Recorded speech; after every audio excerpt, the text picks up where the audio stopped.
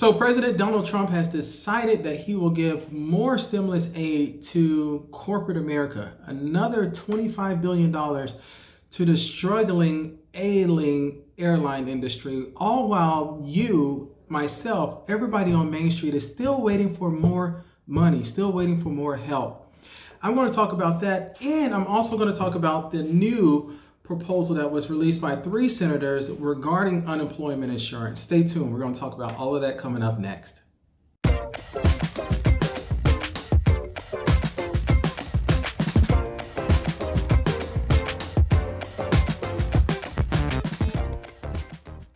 Hello everybody, my name is Paul Zachary Shelton Jr. and I'm the Chief Investment Officer of Warwick Shore Advisors. We are a wealth and investment management firm located in Orlando, Florida with clients all across the United States.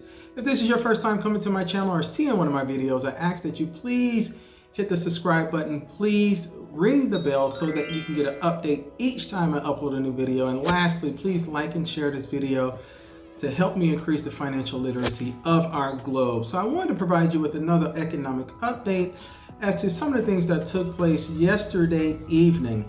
So I'm reading from my notes here so I can make sure I get everything up to date. And I'll provide a link to these, I'll provide a link in the description of this video to all of these sites below so you can check it out for yourself. But the first thing I want to talk about is the extension of the stimulus to the airline industry. Now we all know that since the pandemic has hit, the airline industry has been in trouble. I actually live next to an airport, and one of the largest airports in this country, the Orlando International Airport, and there's been planes that come and go, but it's very, very few. It's not like it used to be. So it's no surprise that the airline industry is struggling, but they continue to get bailed out over and over again. And not just because they need the money and they're struggling, they're getting bailed out to prevent people from being laid off.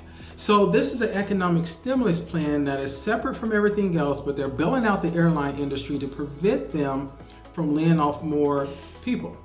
All the airlines have already announced the number of layoffs that they're going to do on October 1st when the moratoriums that they have regarding the first amount of loans and the first stimulus that they receive will drop off. So another $25 billion is slated to go to the airline industry, which is, I'm not arguing about that. That's a good thing. If they need it, they need it. If they're going to use it properly, use it properly. That's all great and dandy.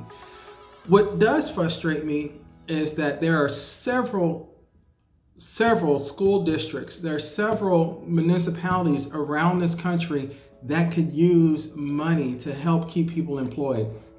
Let's just focus on school districts. So many school districts need supplies, they need PP&E, they need a lot of those essential things so that when kids go back to school, and for the kids that have already returned to school, they could stay safe during this pandemic. And not for the kids only, but for those teachers, for the faculty, for the support staff of the schools. We want them to be safe as well.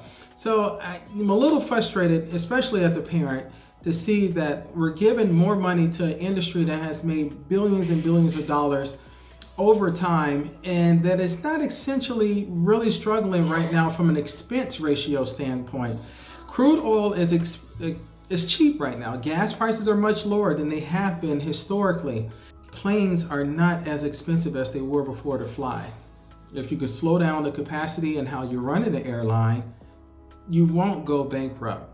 I understand it is a need for everything to, have economic stimulus, but that's just my 2 cents. I'm a little bit against the airline industry getting bailed out before another stimulus is given to all the individuals that need it in this country.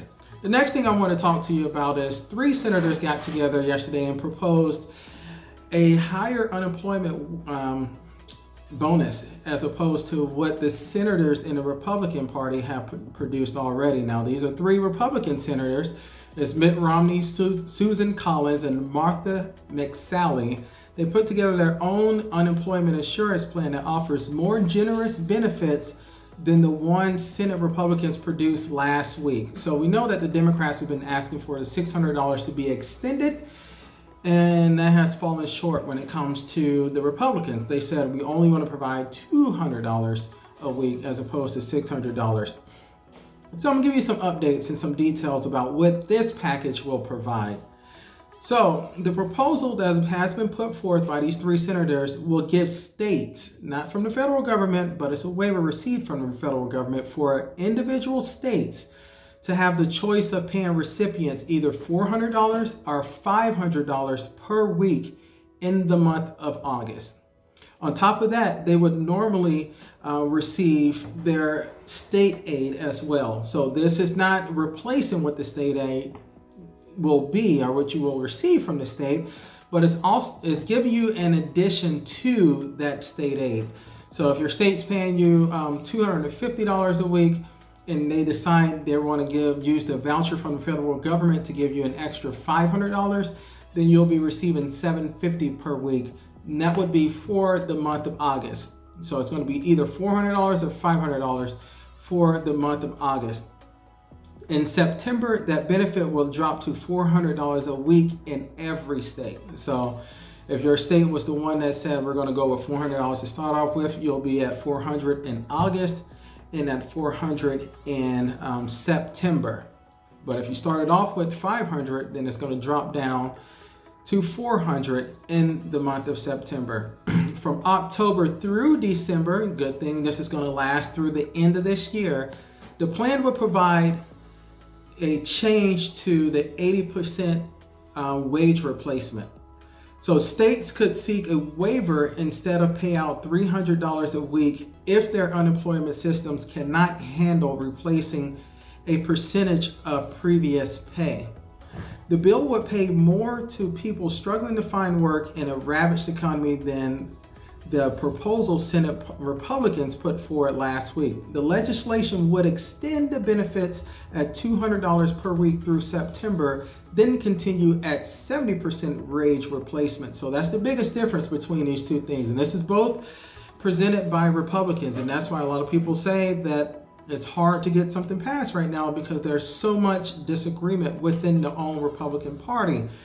So these 3 senators got together within the Republican Party and put forth this bill to provide additional assurance. It's not the $200, it's double $200 or even more, either $400 or $500 for the month of August, $400 for the month of September, and then 80% wage replacement for the duration from October through December, as opposed to 70% wage replacement that was put forth earlier by the Senate Republicans.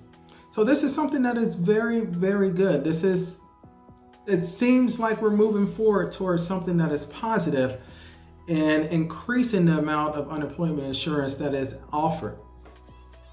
However, one of the things that kind of caught my eye is all 3 of these senators are actually up for pivotal re-election.